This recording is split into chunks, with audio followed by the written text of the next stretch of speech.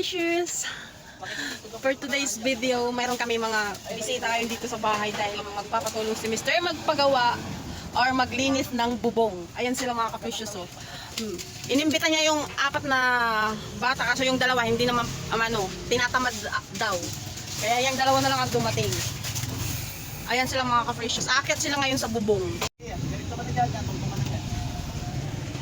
Sige, patong ka. Pwede ba hawakan ko? Oo, sige. Hindi. Tatakot. Sige. Tatakot siya yun. Hindi yan. Yan, kahit tumapak ka dyan sa yero yan, okay lang yan, may yero yan. Kahit dito ka lang ka tumapak, papunta yan, double po. Lagis ko sa inyo yung ano. Mamaya, akyat din ako dyan. Sige, Ayan sila mga ka-precious. Sila yung maglilinis sa bubong. Bali 3 sila. mamaya, akyat din ako dyan. Balik mo na kasi kinyelas mo. Sige, pwede ka kumapit doon. Iba na talaga to. Doon. Oo, tapos doon, ilalaglag yung mga dumi doon. Mamaya, akyat ako. Okay. Boyo. Sige, pwede kayo tumapak yung sa bubong dyan. Merong may ano sa ilalim yan, may sapin yan. Aakyat ka din pa. Eh, siyempre, tuturo ko sa kanila yung ano. So yung mga ka-precious, ayan na nga sila, nasa taas na nga sila ng bubong at magsisimula na sila maglinis dahil sa napakarami na talagang tuyong dahon dyan sa bubong. Alam mo naman na daming puno dito sa bahay kaya dyan ang laglag nila sa bubong.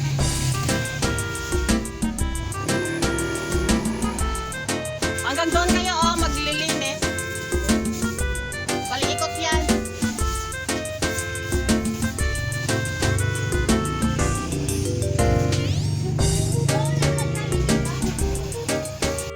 So yung mga ka-precious pati si Mr. ay umakyat na din. Siyempre siya yung mag-guide sa 2 bata doon at pagtutulungan nila yung linisin yung bubong.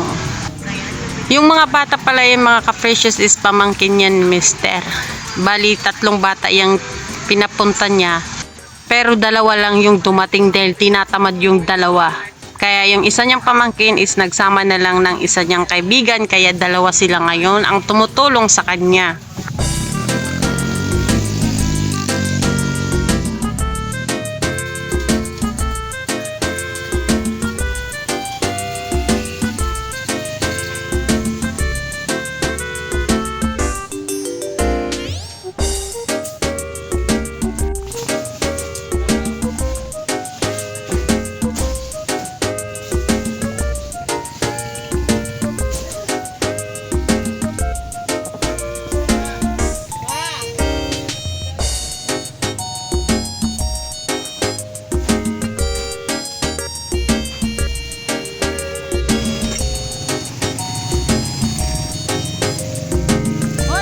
So yung mga ka-precious, hindi naman po nakakatakot apakan yung bubong dahil konkreto naman yan.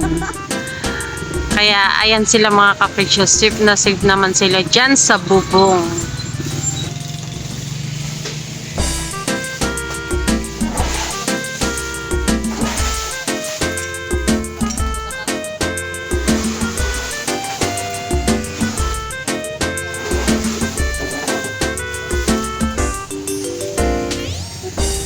Napakadaming ang tuyong dahon dyan sa bubong mga ka-precious dahil yung mangga, santol, avocado, at saka yung parang langka.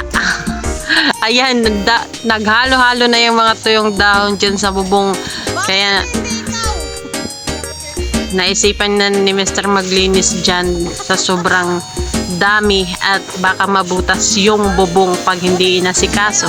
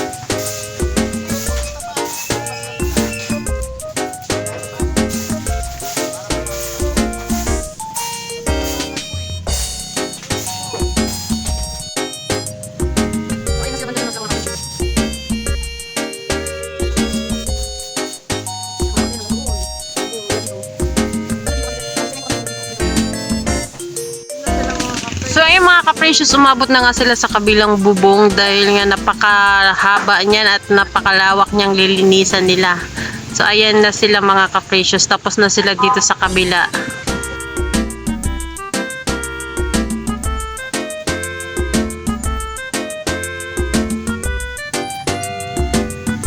So ayan na sila banda dyan ng mga ka-precious.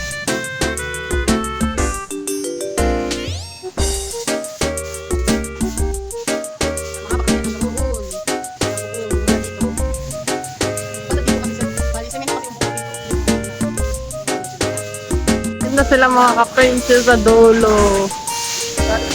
Hoy!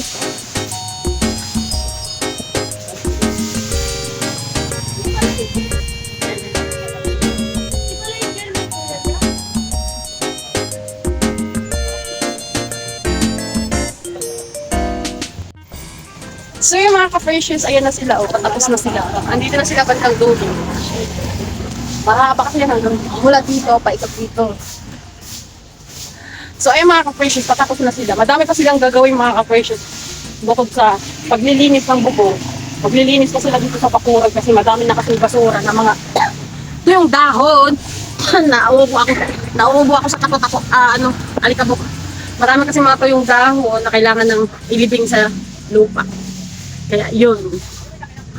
Mga ka-precious, yan yung mga workers namin ngayon. Ayan sila ngayon yung katulong ni Mr. doon sa paglinis sa bubong. Ngayon, tapos na sila maglinis sa bubong, dito naman sila sa baba. Marami silang lilinisin. Pero bago sila maglinis, magme-merienda daw muna sila, kaya binabalatan muna nila yung saging. Hoy, hindi ganyan yung pagbalat ng saging! It's okay, oh. Tingnan yung mga ka-precious ng pagbalat ng saging. Ay, ko ito?